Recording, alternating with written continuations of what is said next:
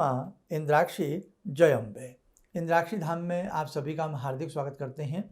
आइए इस अंक में हम चर्चा करते हैं सूर्य के राशि परिवर्तन के बारे में।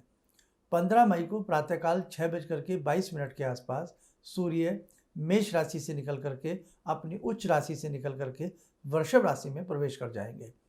सूर्य का यह प्रवेश किस प्रकार का रहने वाला है और साथ ही हम इस शुभता का लाभ उठाएं। हालांकि सूर्य और शुक्र का आपसी स्थिति बहुत उत्तम नहीं मानी जाती है, लेकिन फिर भी हमें विशेष लाभ हो उसके लिए हम आपको कुछ विशेष उपाय भी बताएंगे, उन्हें आप ज़रूर कीजिएगा। सूर्य ब्रह्मांड के नायक हैं। सूर्य बहुत बड़े ग्रह हैं।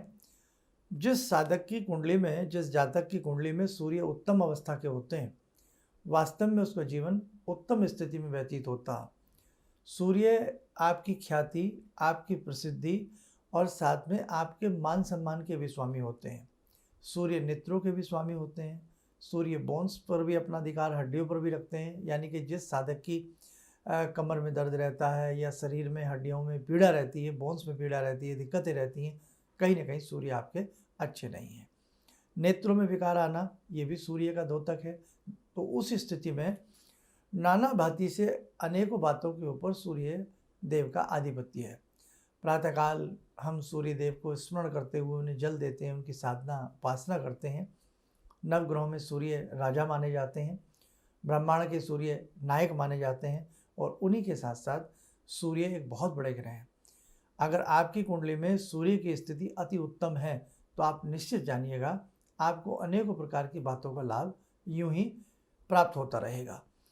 और सूर्य जब भी कोई एक राशि बदलते हैं तो वो जिस दिन सूर्य राशि बदलते हैं वो समय, वो संधि, वो बेला संक्रांति कहलाती है। अब जैसे आपने मकर संक्रांति का बड़ा नाम सुना हो, तो जब सूर्य मकर राशि में जाते हैं वो मकर संक्रांति कहलाती है। अब ऐसे ही सूर्य जो हैं 15 मई को 6:22 पर जब राशि परिवर्तित करेंगे, मेष राशि से निकल करके वृषभ राशि में जाएंगे, तो ये मेष संक्रांति ये वृषभ संक्रांति कहलाएगी। मेष से वृषभ में एक माह, एक महीना सूर्य एक राशि के ऊपर विराजमान रहते हैं। अब देखो 15 मई को जब सूर्य राशि परिवर्तित करेंगे और वो राशि किस प्रकार की रहने वाली है, उस समय आकाश में ग्रहों की क्या स्थिति है, एक नज़र आप ये भी देखें। हमने मेष लगन की कुंडली बनाई है। लगन में मंगल और चंद्रमा, द्वितीय भाव में सूर्य और बुध की स्थिति, वृषभ राशि के दोनों ही ग्रह, तृतीय भाव में बृहस्पति और शुक्र, पंचम में केतु और एकादश भाव में राहु कुंभ राशि के और द्वादश भाव में शनि मीन राशि के। ये ग्रहों की स्थिति उस दिन बन रही है। अब यहाँ हम सूर्य के साथ बुध की युति देखें तो ये कहीं ना कहीं अनेकों प्रकार के कार्यों की सिद्धि कराने वाली युति होती है, क्योंकि सूर्य जब बुध के साथ रहते हैं या बुध सूर्य के साथ रहते हैं तो ये बुध आदित्य योग की स्थिति उत्पन्न होती है।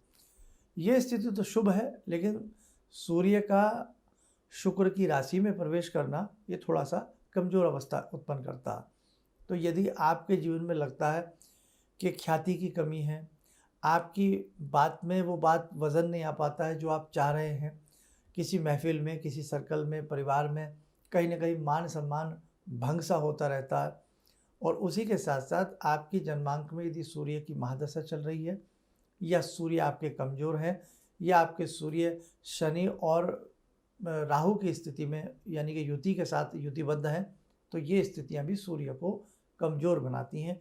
सूर्य से मिलने वाले फल कमज़ोर हो जाते हैं। अब हमें क्या करना चाहिए, आप इसको नोट कर रहे हैं। हमें उपाय, जैसे हमने आपको बताया कि 15 मई का शुक्रवार है, उस दिन सूर्य जो हैं राशि परिवर्तित कर रहे हैं, तो हमें उपाय शुक्रवार को ना करके हमें उपाय रविवार को करना है और मात्र 2 संडे हमें उपाय कर लेना है। उसी से सूर्य का इस राशि में प्रवेश करना, वृषभ राशि में प्रवेश करना आपके लिए शुभ और सकारात्मक संदेशों को उत्पन्न करेगा। आपके बिगड़ते कार्य बनने लग जाएंगे। हमें क्या करना चाहिए, जहाँ लगता है हम किसी ऐसे क्षेत्र में रहते हैं हमें बहुत आसानी से गौ माता मिल जाती हैं, विचरण करती हो यत्र तत्र कहीं इधर उधर, तो हम रविवार की प्रातःकाल या शनिवार की रात्रि में हम 5.25 किलो दलिया, जो दला हुआ गेहूँ होता है, उसको उबाल लें। 5.25 किलो, ध्यान रखें, उबाल लें। और या फिर सुबह ही सुबह उसको थोड़ा सा जल्दी कष्ट करके उबालें भैया, सुबह उठें थोड़ा सा, उबालने के उपरांत जब वो दलिया उबल जाए और हल्का ठंडा सा हो जाए तो जहाँ भी आपको गाय दिखाई दें मनी मन ओम सूर्याय नमः बोलें और वो दलिया आप गौ माता को खिलावें। 2 4 5 गाय हों आप ज़रूर खिलाइएगा। हो सकता है उसमें थोड़ा सा आप देसी शक्कर भी मिला सकते हैं और हल्का सा उसमें आप, यदि शक्कर ना हो तो हल्का सा बहुत लाइट सा उसमें आप जो है शहद भी मिला सकते हैं, नहीं तो फिर आप उसको ऐसे भी खिला सकते हैं। ऐसा आप 2 रविवार करें।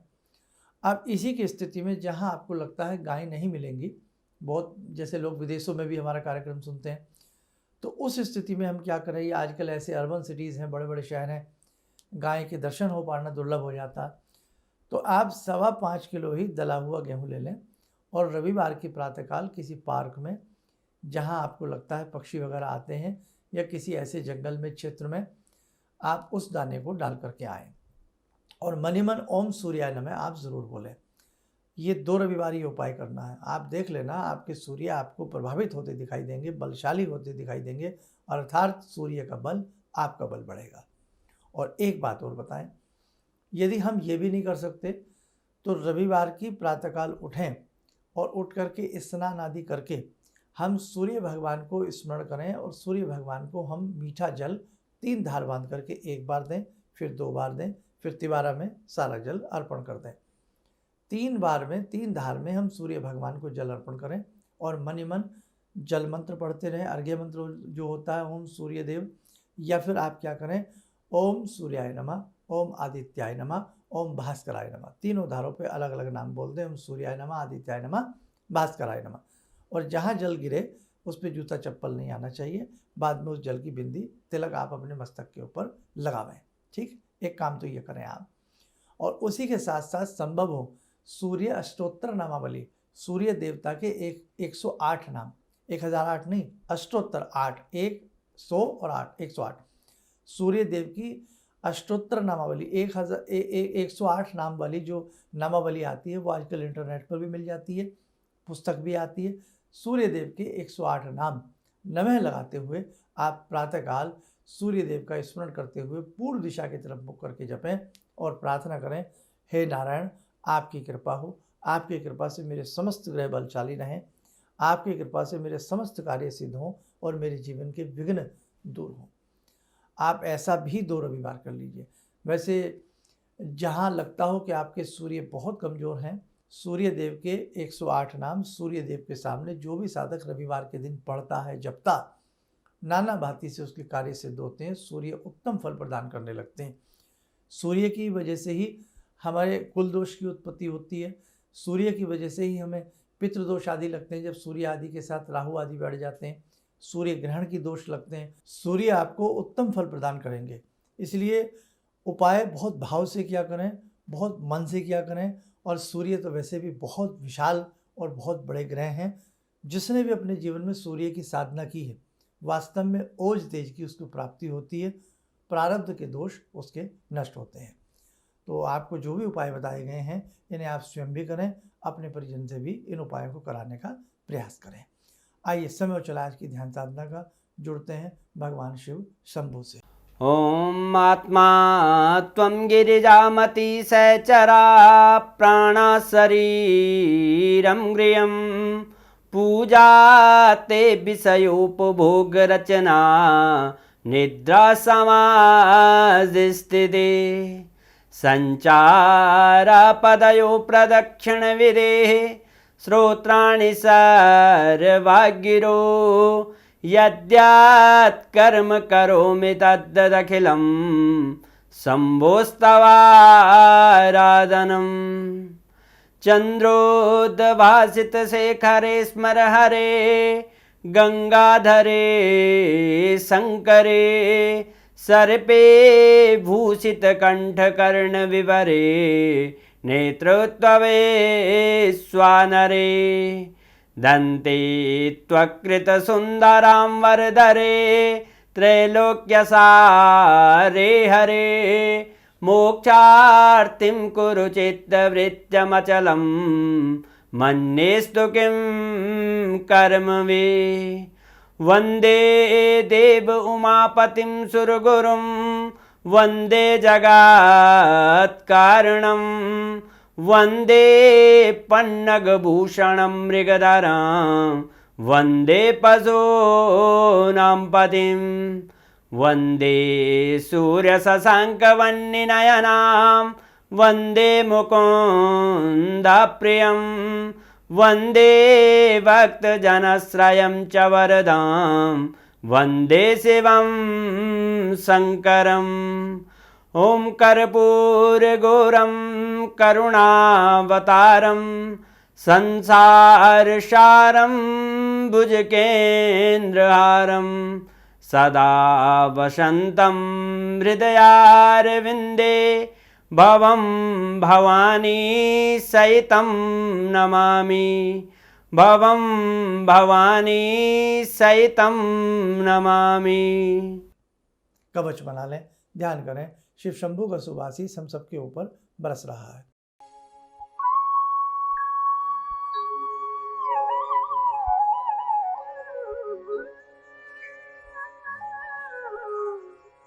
ओम बोलते हुए नेत्र खोलें, सामान्य हो जाए।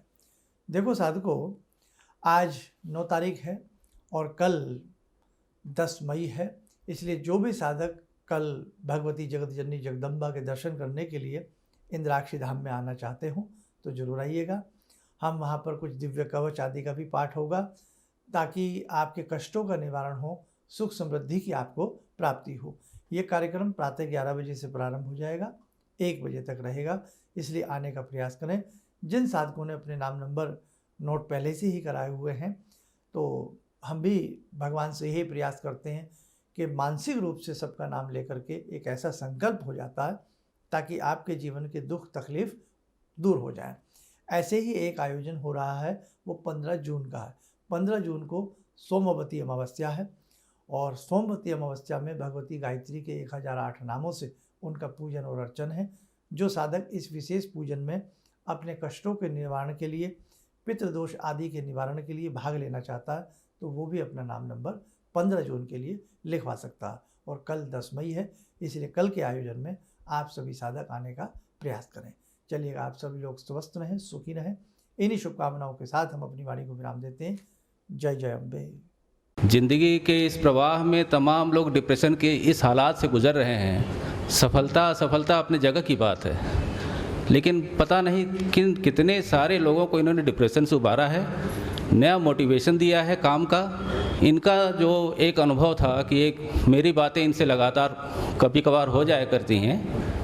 एक दिन मेरी बात हो रही थी, अचानक इन्होंने प्रश्न किया कि क्या आपके यहाँ कौवे आ रहे हैं। मैं बहुत तेज चौंका। करीब 4-5 दिनों से कौवों का झुंड मेरे घर पे मंडरा था। तो मैं यही सोचने परेशान था, ये शुभ है अशुभ है, क्या चीज़ है।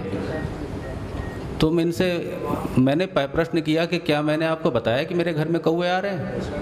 कहने नहीं, मुझको दिखाई पड़ रहा है। तो कुछ तो अलौकिक है इनमें। दूसरा क्या, जो इनका उद्देश्य है, जब महाकुंभ में आए थे, मेरी इनसे वार्ता हुई तो मैंने इनका उद्देश्य जानना चाहा कि किस उद्देश्य के लिए आप काम कर रहे हैं। तो जो उद्देश्य उन्होंने मुझको बताया, मैं मन से इनके उद्देश्य के साथ जुड़ गया। इनके साथ तो जुड़ा था ही, अब इनके उद्देश्य के साथ भी हूँ मैं। किसी भी समस्या के समाधान के लिए मिले प्रसिद्ध हस्तरेखा एवं वास्तु विशेषज्ञ प्रोफेसर धर्मेंद्र शर्मा जी से। नोट: शिविर में भाग लेने हेतु एवं व्यक्तिगत रूप से मिलने के लिए कॉल करने का समय सुबह 10 बजे से शाम 6 बजे तक। हमारे विभिन्न ज्ञानवर्धक कार्यक्रम देखने के लिए आप हमें अभी सब्सक्राइब करें, बेल आइकन को प्रेस करें ताकि आप देख सकें हमारा कार्यक्रम सबसे पहले। और अधिक जानकारी के लिए फेसबुक पेज को लाइक करना न भूलें।